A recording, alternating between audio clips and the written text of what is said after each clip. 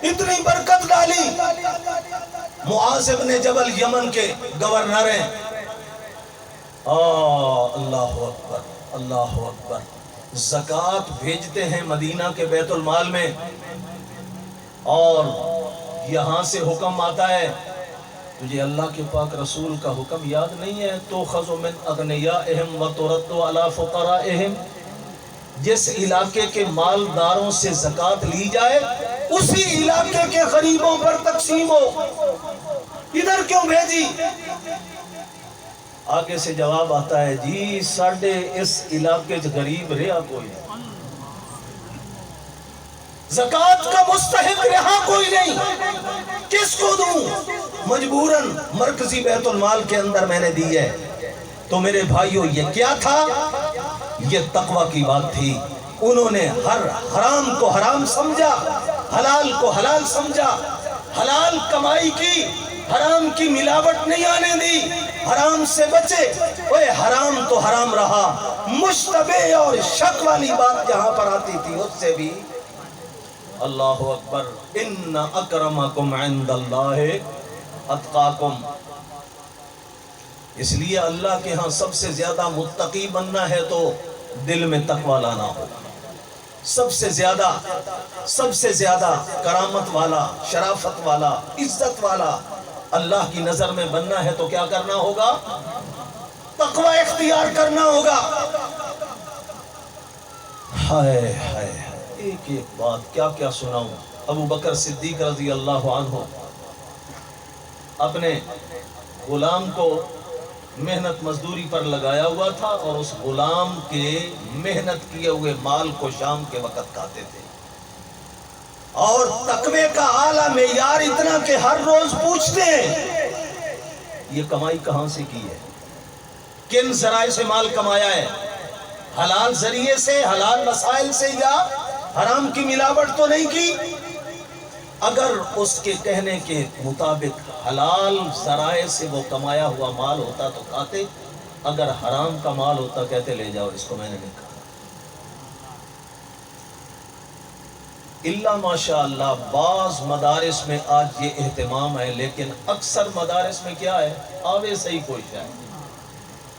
کبھی پوچھا ہے ہم نے کہ یہ سود کا مال تو نہیں؟ کبھی پوچھا ہے یہ رشوت کا مال تو نہیں؟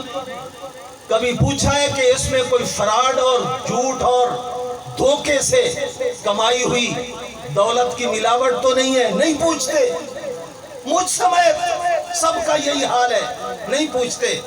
ابو بکر صدیق تقوی کے اعلیٰ معیار پر تھے تو کیا کہتے ہیں، کیسے کمائی کی ہے آج؟ ہر روز پوچھتے تب کھاتے، اس یقین پر کہ ہر روز ہی جب پوچھتا ہوں تو ماشاءاللہ ٹھیک اور جائز وسائل ہی ہوتے ہیں. ایک دن غلام کچھ لے آتا ہے بغیر پوچھے کھا لیتا ہے. آج غلام خود بول پڑتا ہے آقا ہر روز آپ پوچھتے تھے، آج پوچھا کوئی نہیں ہے. اچھا میں تو بھول گیا، تو ابھی بتا دے. کہنے لگا میں دور جاہلیت میں کاہن تھا، کنت تکہنت فی الجاہلیہ وما احسن الکہانہ. تے مینوں ایک کہانت والا فن آندا کوئی نہیں سی، ایویں لوگاں دا مال بٹورن واسطے میں بھی ایک نجومی بنے ایسا. سمجھے یا نہیں؟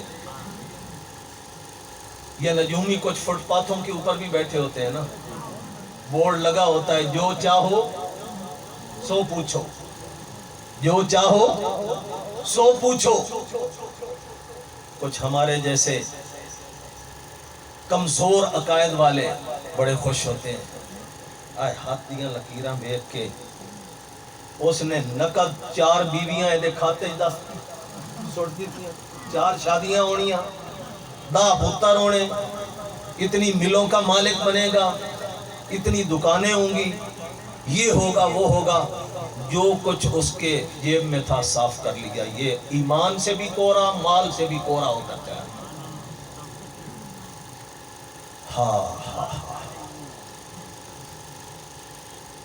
اللہ کے پاک پیغمبر کا فرمان سن، من اتا کاہنا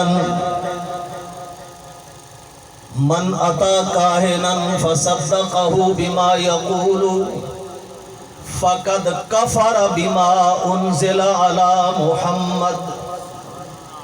جو کسی کاہن نجومی کے پاس جائے اور اس سے کوئی سوال پوچھے اور اس پر یقین کر لے کہ یہ سچ کہہ رہا ہے، ایسے ہی ہوگا۔ فرمایا وہ اللہ کے پاک رسول پہ نازل ہونے والی کتاب کا منکر ہے۔ کیوں؟ حضرت عائشہ فرماتی ہیں کیوں منکر ہے؟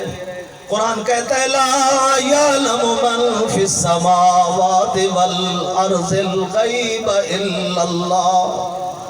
آسمانوں کی پوشیدہ چھپی ہوئی باتوں کو بھی کوئی نہیں جانتا، زمین والے غیب بھی کوئی نہیں جانتا۔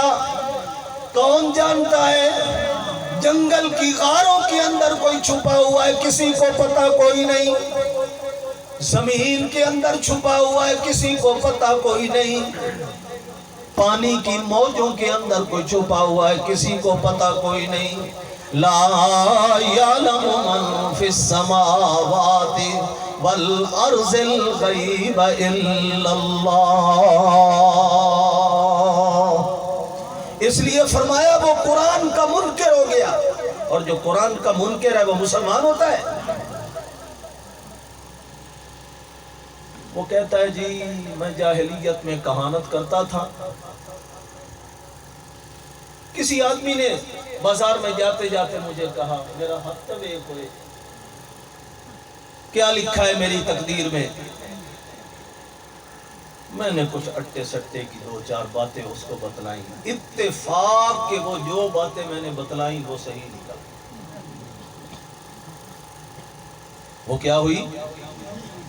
آج مجھے وہ بازار میں سالہ سال گزر چکے تھے اس بات کو، آج بازار میں مجھے ملا، مجھے کہنے لگا وہ میں نے پہچانے ہیں؟ میں آخیا جی میں تو نہیں پہچانا۔ او کئی سال پہلے میں نے کچھ باتیں تجھ سے پوچھی تھی، تجھ نے میرے ہاتھ کی لکیریں دیکھ کر بتلائی تھی، وہ ٹھیک نکلی۔ آئے مٹھائی دا ڈبہ، آئے تھوڑی شرینی۔ ہاں اللہ کے پاک رسول کا فرمان سن رکھا تھا، حلوان الکاہن خبیث، حلوان الکاہن خبیث، کاہن کی نجومی کی اجرت حرام۔ کہو کیا ہے؟ اجر البغی حرام، زانیہ عورت کی زنا کے عوض میں لی ہوئی اجرت اور کمائی حرام۔ حضرت صدیق اکبر کو فوراً تنبہ ہوا، اوئے ہوئے ہوئے، جس کو پاک پیغمبر نے حرام کہا، خبیث کہا، میرے پیٹ میں چلی گئی۔ تقوی کا معیار سنو، اللہ ہمارے اندر بھی ایسا تقوی پیدا کرے۔ کیا کہا؟ پانی لاؤ۔ خوب پانی پیا، 1 گلاس 2 گلاس 3 گلاس، پیٹ بھر گیا۔ پھر گلے میں ہاتھ ڈالنا شروع کر دیا تاکہ قے آ جائے۔ پانی اس لیے پیا تاکہ اس پانی کے نکلنے سے جو کھائی ہوئی چیز ہے وہ بھی باہر نکل آئے گی۔ گلے میں بار بار ہاتھ ڈالا اور قے کرنے کی کوشش کی، حتیٰ کہ جب تک وہ کھائی ہوئی چیز باہر نہیں نکلی ابو بکر صدیق کو آرام چین نہیں آیا۔ جب سارے کا سارا کھایا ہوا قے کر دیا، اس وقت سکون ملتا ہے۔